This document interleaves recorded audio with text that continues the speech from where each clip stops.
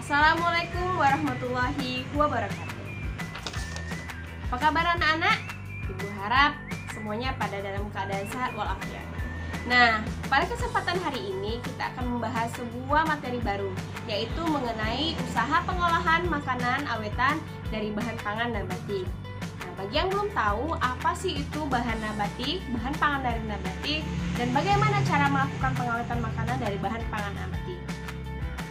Untuk penjelasan yang lebih lengkap, mari kita simak videonya. Baiklah, kita mulai penjelasannya. Materi kita pada hari ini merupakan usaha pengelolaan makanan awetan dari bahan pangan nabati.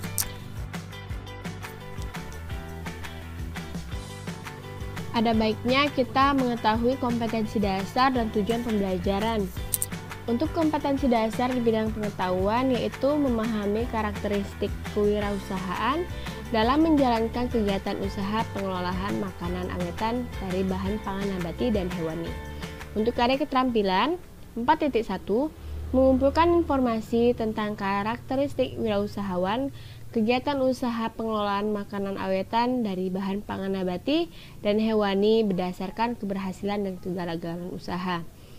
Untuk pada pertemuan ini, ada 3 tujuan pembelajaran, yaitu mengenal berbagai bahan pangan nabati, mengetahui jenis makanan awetan dari bahan pangan nabati, dan memahami teknik pengelolaan dan pengawetan bahan pangan nabati. Kita lanjut dengan mengetahui apa sih itu bahan pangan nabati. Nah, dari yang sudah Ibu rangkum, bahan pangan nabati merupakan bahan pangan atau makanan yang berasal dari tanaman atau produk olahan yang berasal dari tanaman. Jadi, semua itu berasal dari tanaman ya. Kita lanjut untuk sifat-sifatnya. Jadi, bahan pangan nabati ini bisa dibagi beberapa berdasarkan sifat-sifatnya. Untuk berdasarkan sifat fisiknya, dia terbagi atas 5. Yang pertama, bahan pangan bertekstur lunak, yaitu merupakan sayuran, beberapa jenis buah-buahan. Yang kedua, bahan pangan bertekstur keras, itu bisa terdapat dari umbi-umbian, bahan asal batang, dan beberapa jenis buah-buahan. Contohnya apel, pir, dan jambu biji. Untuk yang ketiga, yaitu bahan pangan bertekstur ulet, itu merupakan bahan pangan yang banyak sekali mengandung serat kasar. Untuk yang keempat, bahan pangan yang bertekstur rapuh, yaitu bahan baku olahan yang sudah dikeringkan seperti gaplek. Itu kita sudah ketahui ya, gaplek itu merupakan olahan dari singkong.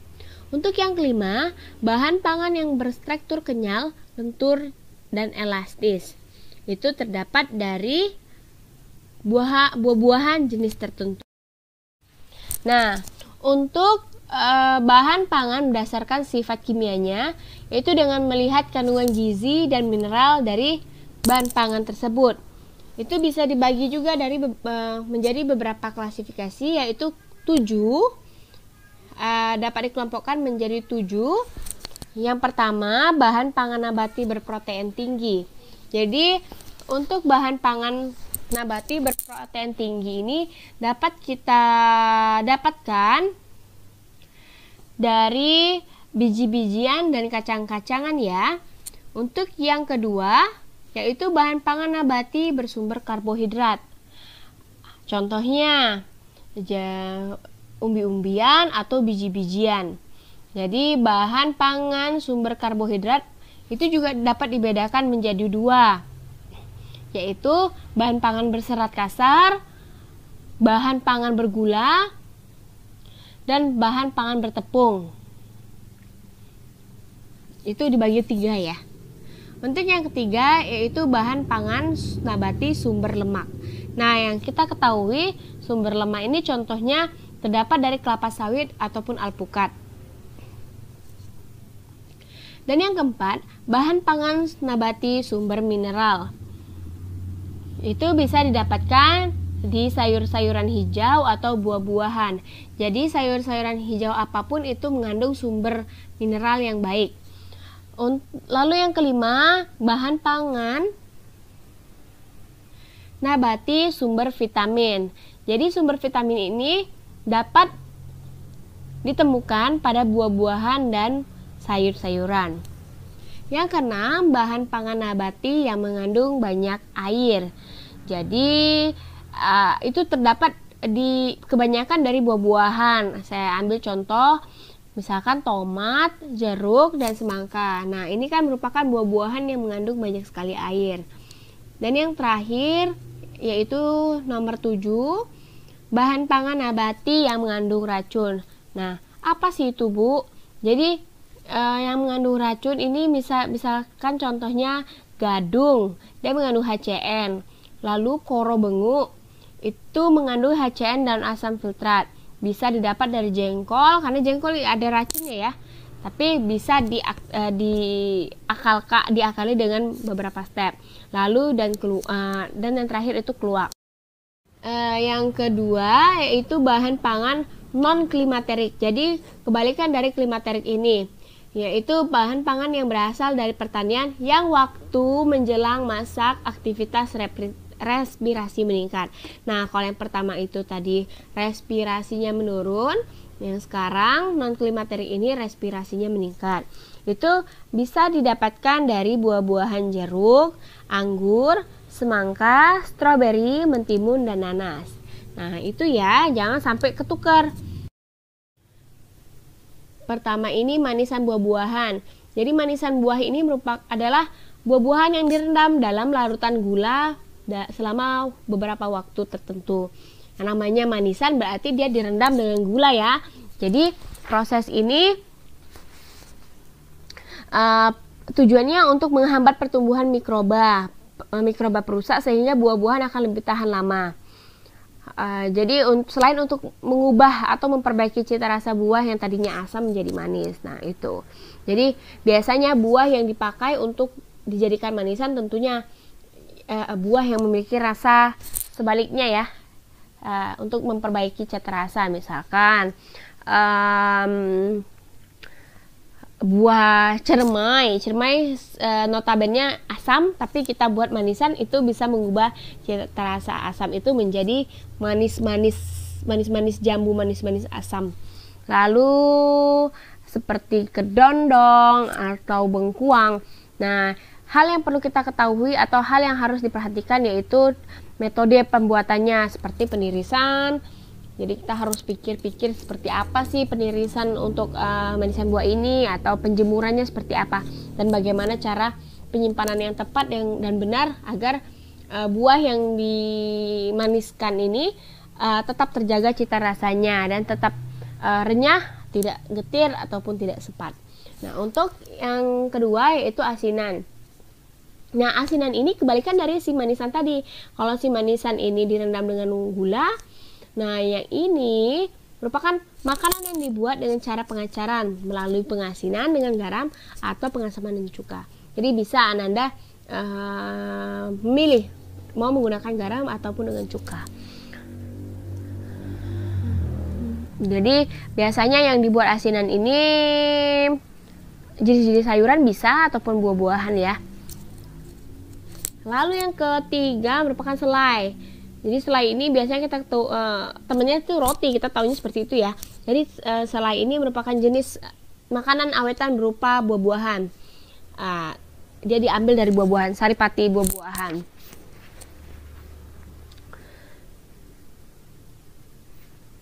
Banyak sekali bisa ditemui, misalkan selai stroberi, selai nanas, serikaya, ataupun selai-selai lainnya. Sekarang kan sudah banyak sekali berkembang buah-buahan apa saja bisa dijadikan selai sekarang ya.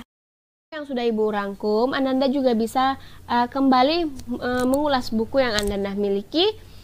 Jadi secara garis besar pengolahan dan pengawetan makanan ini dibagi menjadi dua, yaitu pengawetan secara fisik, secara kimia, dan secara biologis.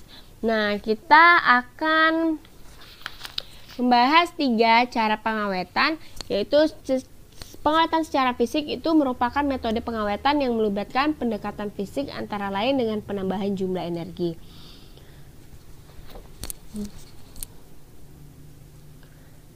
Lalu yang kedua yaitu pengawetan secara kimia. Pengawetan secara kimia ini dilakukan dengan penambahan bahan kimia. Sesuai dengan namanya tadi ya, secara kimia berarti dia melakukan penambahan secara kimia. Jadi pengawetan secara kimia dilakukan dengan penambahan bahan kimia. Apa saja sih bahan kimianya? Bisa seperti garam, gula, nitrat, nitrit, asam sitrat, dan bahan kimia lainnya. Lalu untuk yang terakhir yaitu pengawetan secara biologi atau mikrobiologi. Ini tentunya menggunakan mikroorganisme untuk menguraikan medium untuk menjadi suatu produk yang dikenal dengan fermentasi. Nah, fermentasi yang simpel saja yang sangat gampang ataupun mungkin sudah pernah Ananda lakukan yaitu dengan melakukan fermentasi tape ya. Itu hal yang sangat contoh termudah. Lalu untuk teknik pengolahan makanan bahan pangan nabati ini banyak sekali metode yang akan kita gunakan, yang bisa digunakan, yaitu pemanasan. Pemanasan itu juga terbagi ya dari beberapa proses. Ada yang namanya blanching, yaitu perlakuan pemanasan yang pendek dengan air panas pada bahan makanan yang akan dibekukan atau uap air sebelum bahan dikalengkan. Nah, inilah teknik blanching. Atau kalau untuk ada yang namanya untuk MPASI itu ada dikenal biasanya banyak menggunakan blanching. Jadi dia memasak secara cepat, langsung diangkat, langsung dimasukkan lagi ke dalam air biasanya. Jadi untuk mematikan kumannya. Lalu yang kedua yaitu pasteurisasi, yaitu proses pemanasan yang bertujuan untuk memusnahkan sebagian mikroorganisme yang merugikan. Jadi untuk menghambat pertumbuhan dari mikroorganisme yang tertinggal. Lalu yang terakhir ini sterilisasi, adalah pemusnahan mikroorganisme yang dilakukan sampai ke spora-sporanya. Untuk yang selanjutnya teknik pembekuan, yaitu merupakan penyimpanan bahan pangan dalam keadaan beku, yaitu pada suhu minus 12 derajat Celcius sampai dengan minus 24 derajat Celcius. Jadi pembekuan dapat mengawetkan bahan makanan ini dalam jangka waktu yang lebih lama daripada si pendinginan tadi. Lalu ada yang namanya teknik pengeringan. Pengeringan merupakan cara mengeluarkan atau menghilangkan sebagian dari suatu bahan dengan menguapkan sebagian besar air yang dikandung melalui penggunaan energi panas. Nah, jadi pengeringan ini berarti kita mengeringkan bahan pangannya ya. Jadi kan biasanya bahan pangan ini contohnya tadi Ibu ambil tomat, yang kita ketahui tomat ini mengandung banyak sekali air. Jadi mungkin mau melakukan sesuatu, ada yang proses pengeringan ini ya membuang kadar airnya ini dulu dengan melakukan pengeringan. Jadi ada dua metode pengeringan, yaitu pengeringan alami. Pengeringan alami ini ya pengeringan secara konvensional, yaitu dengan melakukan bantuan sinar matahari. Lalu yang kedua yaitu pengeringan buatan atau mekanisme, yaitu pengeringan yang dilakukan dengan cara memanaskan udara dan kemudian udara panas itu didorong dengan kipas angin atau blower. Jadi untuk cara yang pengeringan buatan ini, bahan pangan yang dikeringkan diletak di atas media panas tersebut.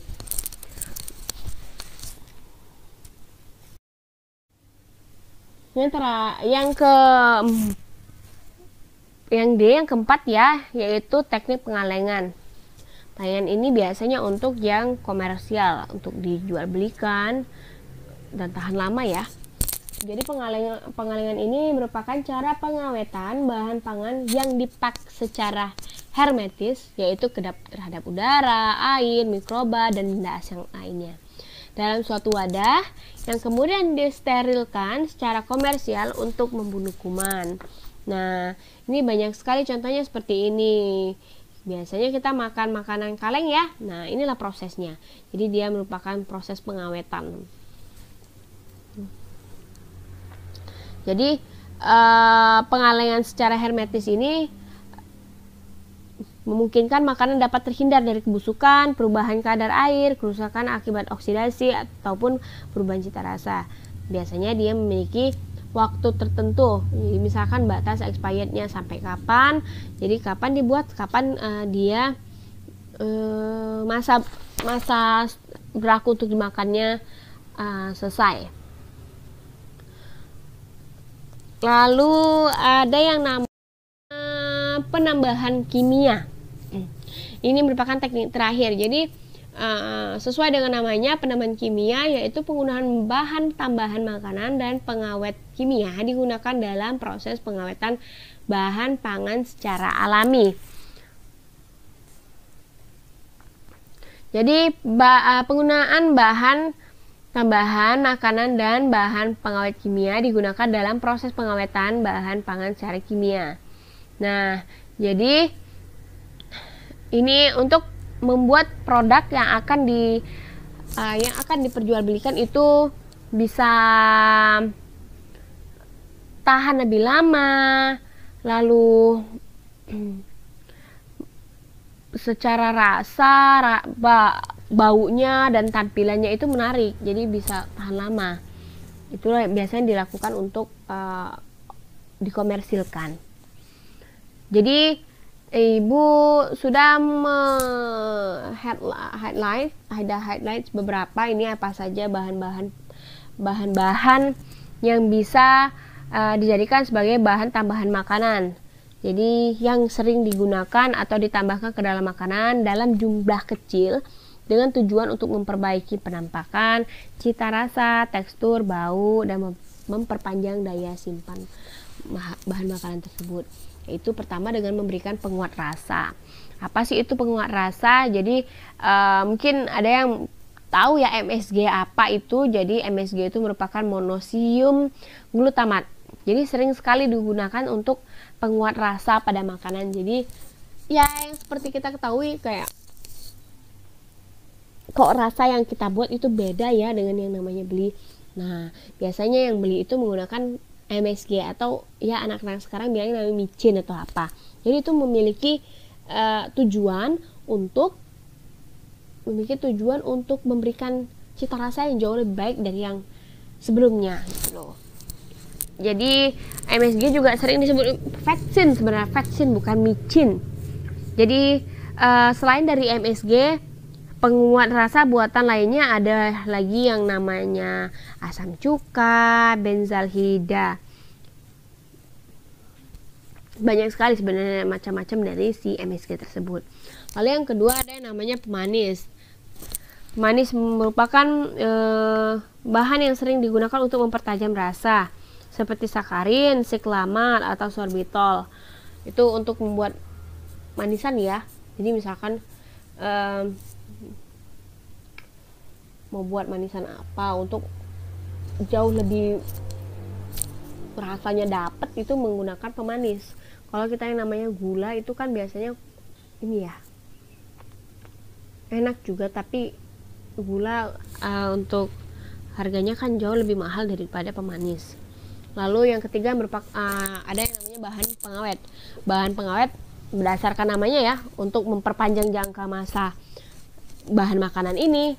Bahan pengawet digunakan untuk menghambat kerusakan pada makanan akibat serangan bakteri ataupun cendawan. Biasanya cendawanan itu roti.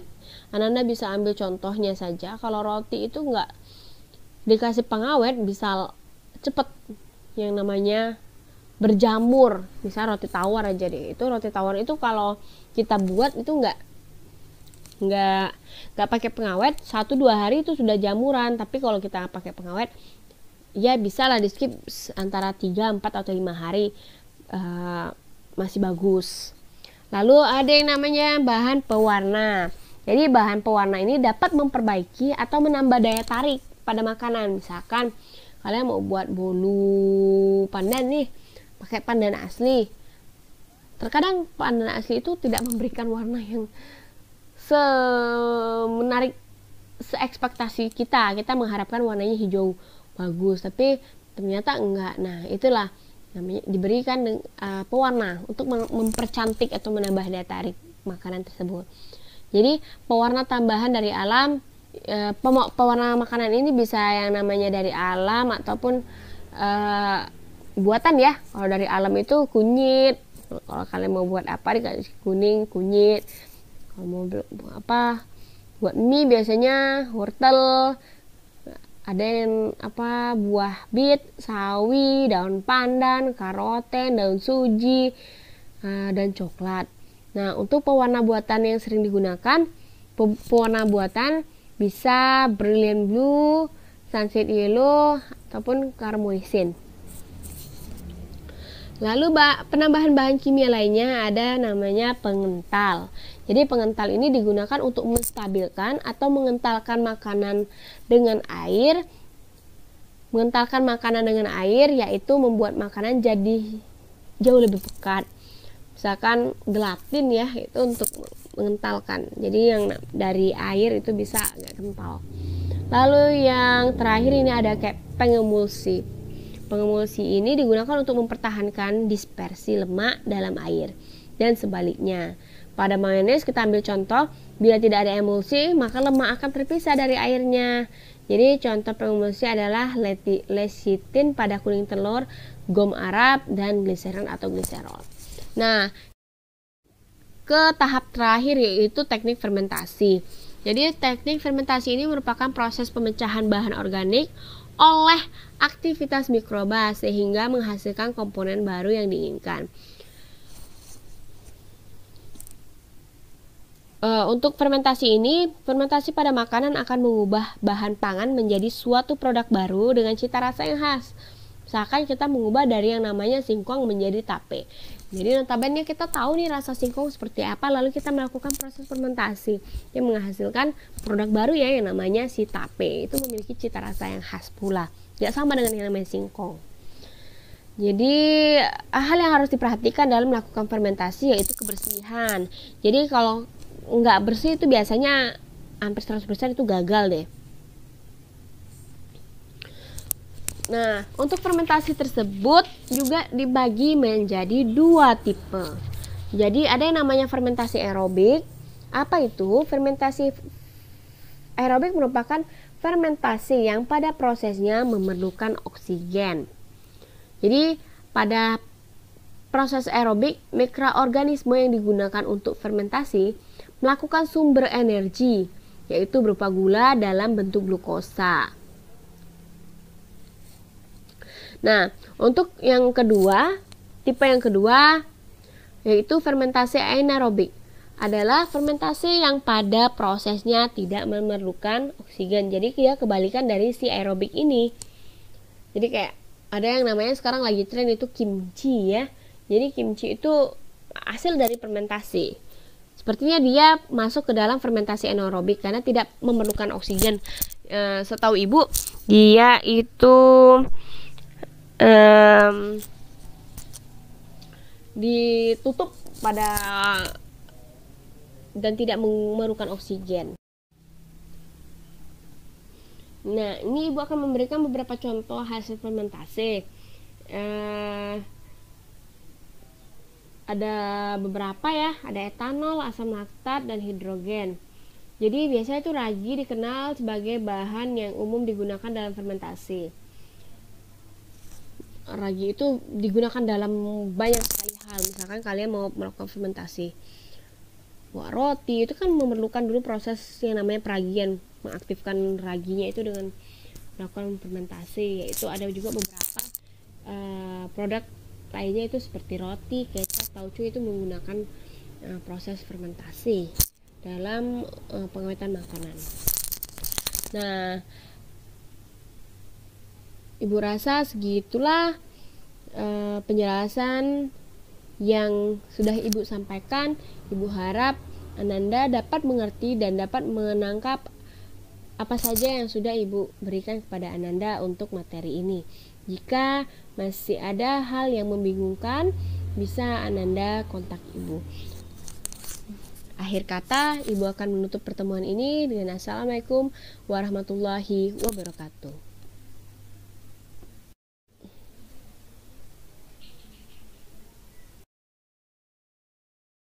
Itulah penjelasan yang udah ibu sampaikan. Ibu harap semuanya bisa mengerti ya. Jika Anda masih mengalami kesulitan atau masih bingung, Anda bisa menghubungi ibu melalui via email. Sekian dari Ibu. Ibu akan tutup dengan Assalamualaikum warahmatullahi wabarakatuh.